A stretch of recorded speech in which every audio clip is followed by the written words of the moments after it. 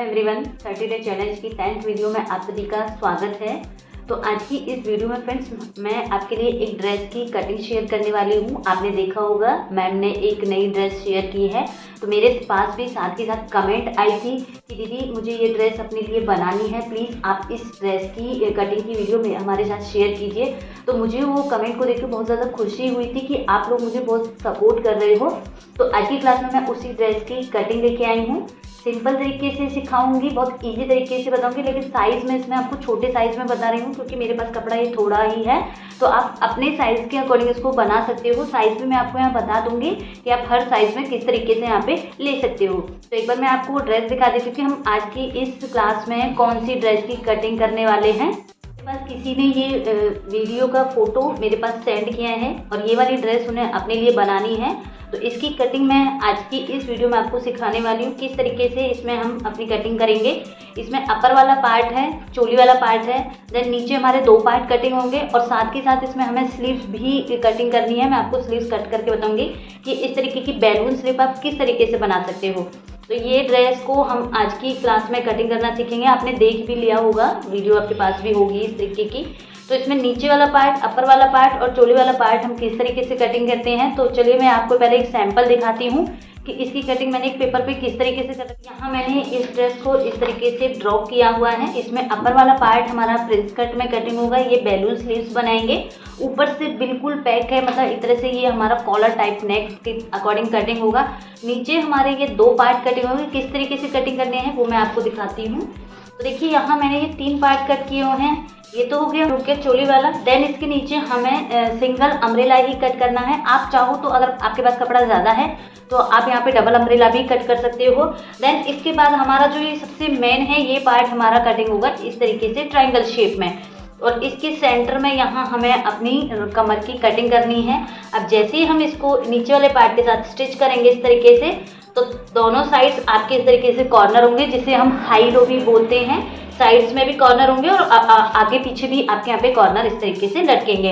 और इसको आप किसी लेस के साथ, किसी फुदने, जो हमारी फुदने वाली लेस आती है लटकन वाली, उसके साथ आप इसको डेकोरेट कर सकते हो, अच्छे से बना सकते हो।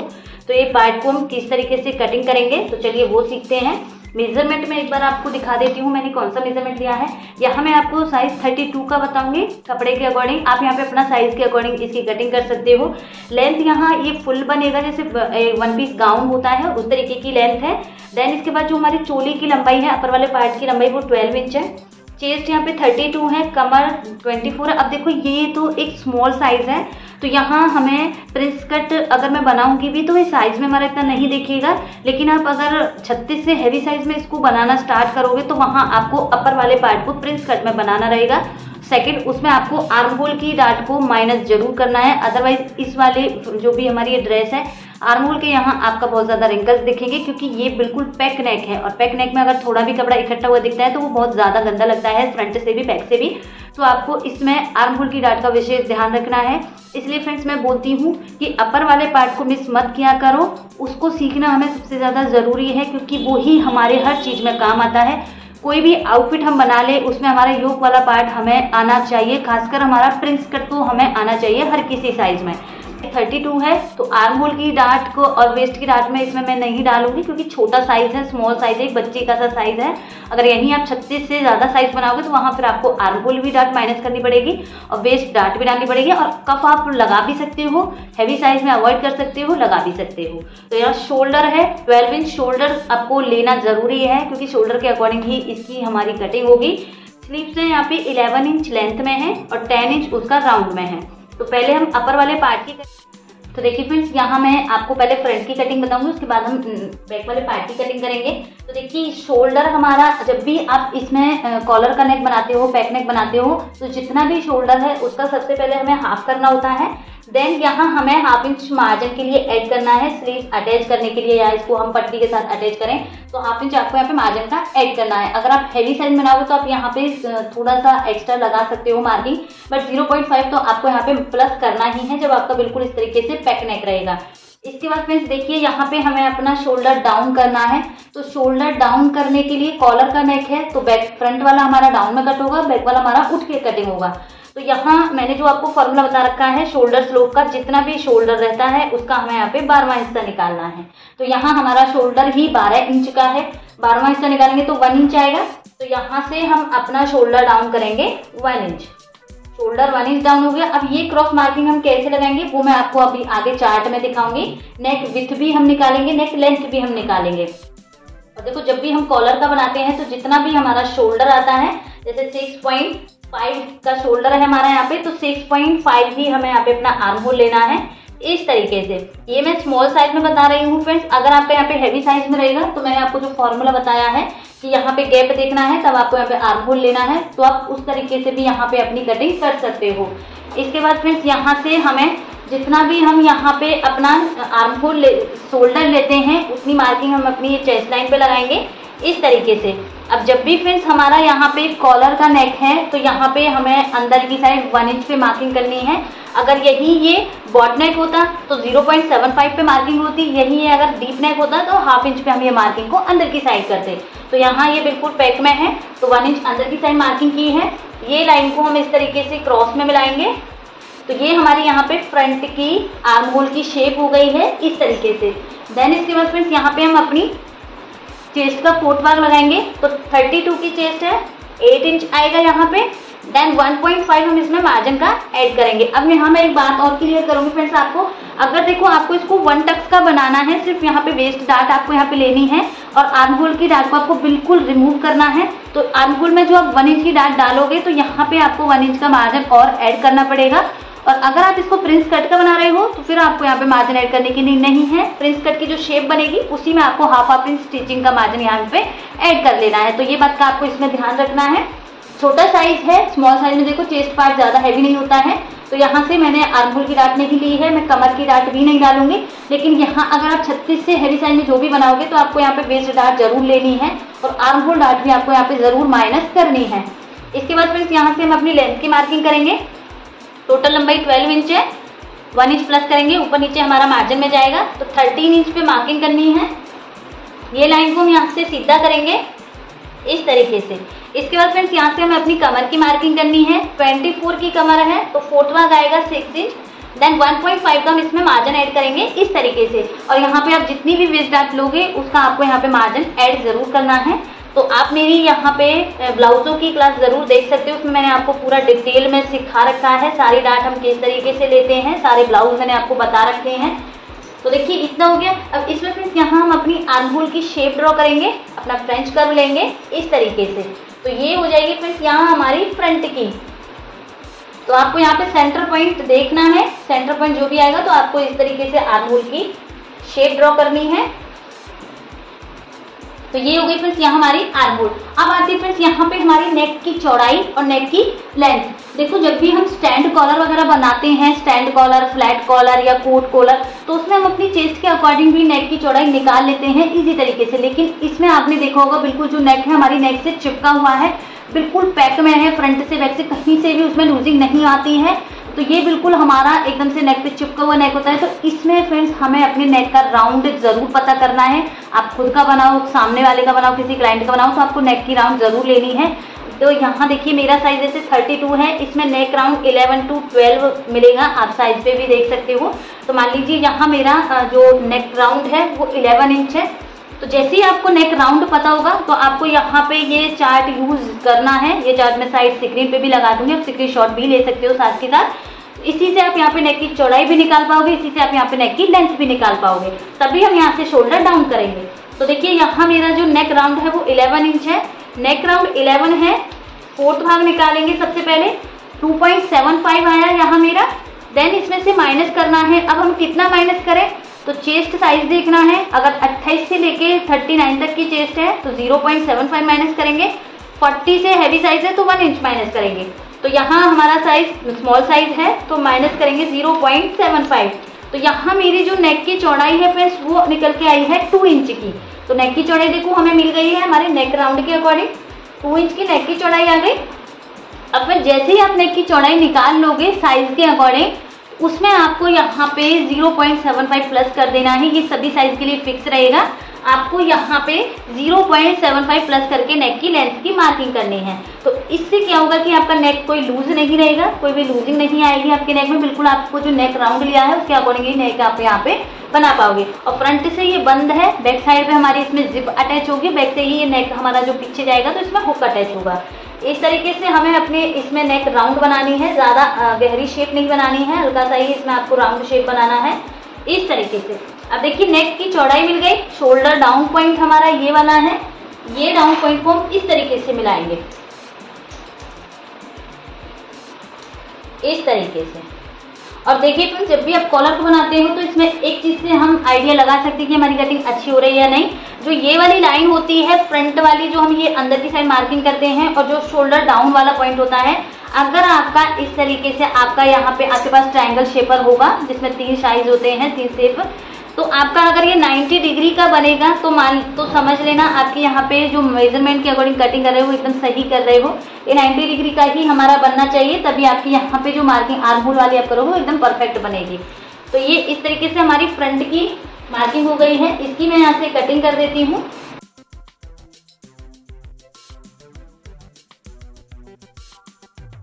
अब इसी के साथ हम अपने बैक वाले पार्ट की कटिंग करेंगे। तो देखिए यहाँ जितना हमने फ्रंट में शोल्डर डाउन किया था उतना ही हम बैक वाले पार्ट को ऊपर की साइड उठा के कट करेंगे, तभी हमारा जो आर्म होल होता है उसमें, अगर आपने देखा होगा जो भी बंद नेक होते हैं, अगर आप इस तरीके से नहीं करते तो आगे वाला पर्दा जो होता है वो पीछे की साइड जाने लगता है, फ्रंट का नेक है वो पीछे की साइड खिंचाव होने लगता है। तो इसी वजह से वो होता है कि उसमें हम शोल्डर डाउन नहीं करते हैं और दूसरा दोनों पर्दों को हम ऊपर नीचे उठा के कटिंग नहीं करते हैं। तो देखिए यहाँ मैं नीचे से इसको बिल्कुल लेवल में ले लूंगी बैक वाले पार्ट को इस तरीके से। देन इसके बाद फ्रेंड्स, अब ये हमारा बैक नेक है, तो जितना भी शोल्डर है इसमें हमें 1/2 इंच पौना इंच बैक वाली क्रॉस की मार्किंग करनी है, अदरवाइज नहीं तो बैक में यहाँ पे खिंचाव बनेगा बहुत ज़्यादा। तो यहाँ से हम देखो, आप शेपर को रखोगे तो आपका अपने आप ही यहाँ पे मार्जिन ऐड हो जाता है, बिल्कुल ऊपर टच होता है, स्टिचिंग पे टच होता है, मार्जिन ऐड हो जाता है। तो यहाँ से आप अपनी बैक की मार्किंग आराम से कर सकते हो इस तरीके से। अगर ऐसे भी नहीं हो पाता है तो जितना भी आपका यहाँ पे शोल्डर है उसमें आप 1/2 इंच से पौना इंच यहाँ पे प्लस करके मार्किंग कीजिए।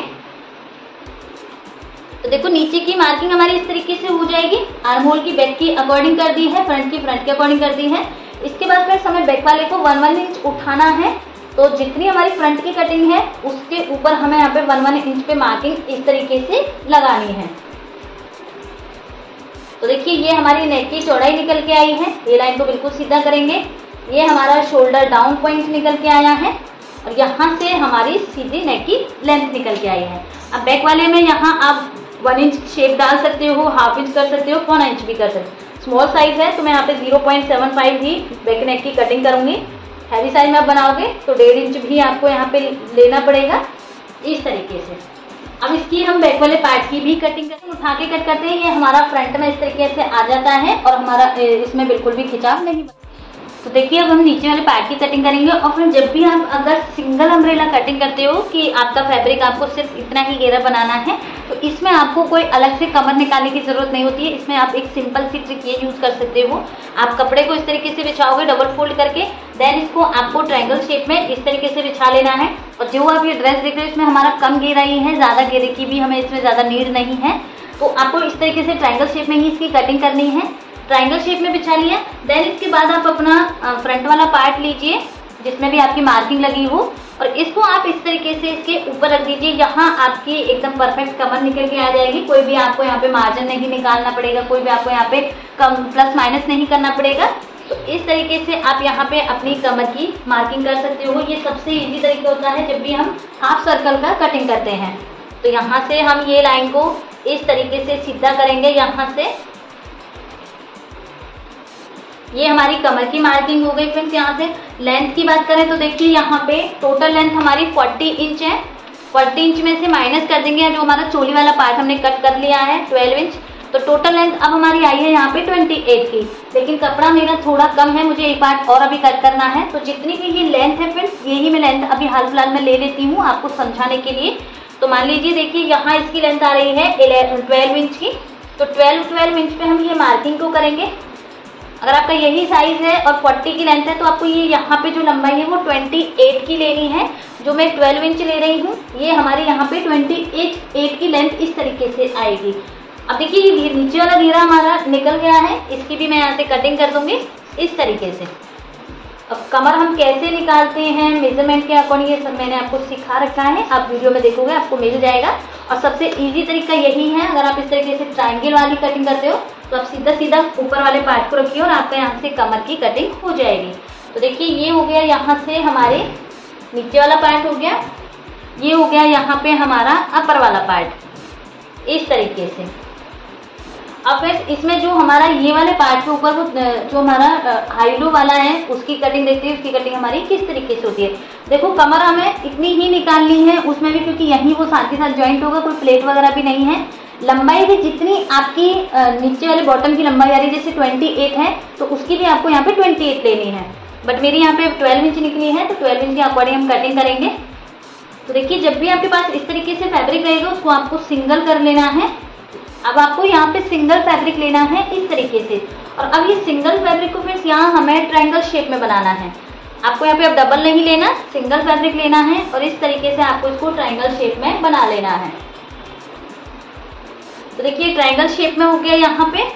इसकी मैं यहाँ से इस तरीके से कटिंग कर दूंगी। मैंने यहाँ पे ट्रायंगल शेप में इसकी कटिंग करी है इस तरीके से। अब इसका यहाँ हमें सेंटर निकालना है फ्रेंड्स इस तरीके से।